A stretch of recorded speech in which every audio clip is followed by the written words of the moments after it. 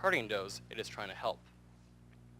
As we can see, as unemployment rises, the economy will not be able to recover because of the lack of investment. Beginning in 2012, families will be belonging to higher income groups will be taxed a 3.8% tax on their investment income.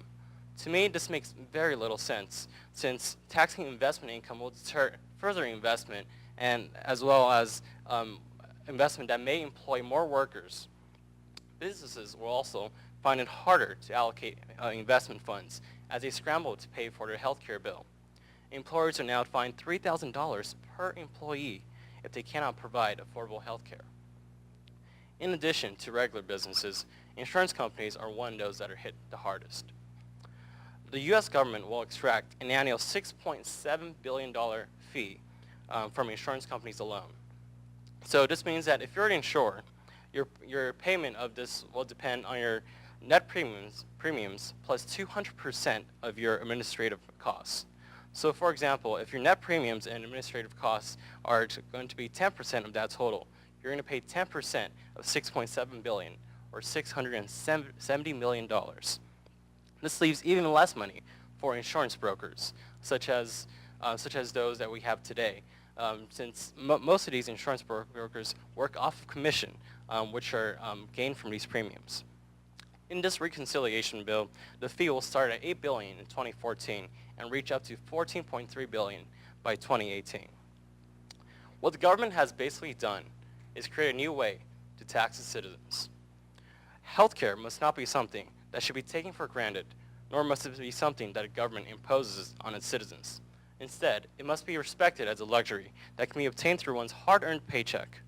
However, today's healthcare system today's healthcare reform takes that paycheck and gives it to someone else.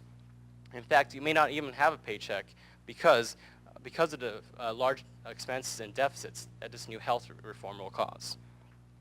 In conclusion, the healthcare bill pushes Americans into an even deeper deficit as it brings about changes that are both ineffective and detrimental to our citizens. Thank you. Test, test. And for a rebuttal, as for the $130 billion that we might save, that is an estimate, and it's hard to verify that. But instead, the $940 billion cost that it would have is in effect and immediately as of now.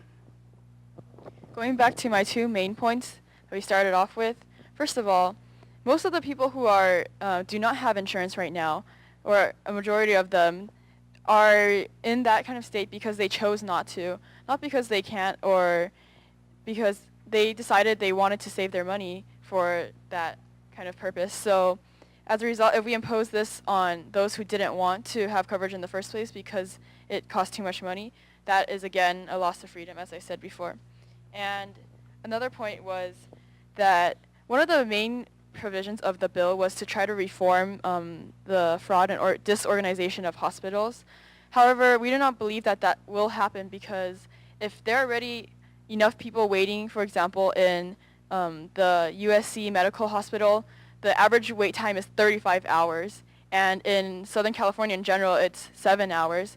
We cannot add to that with more people going in and out of the hospitals because the main problems of crowding are either due to chronic illnesses, or due to elective surgery. And while we have enough people already in the hospital beds, if we add to all those additional people who are being covered now under the new healthcare reform bill, we will have a tremendous amount of wait line, and who knows when you can see your doctor.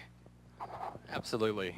Deborah is completely correct. As of now, we have 98 million people on Medicaid, Medicare, and children's health services.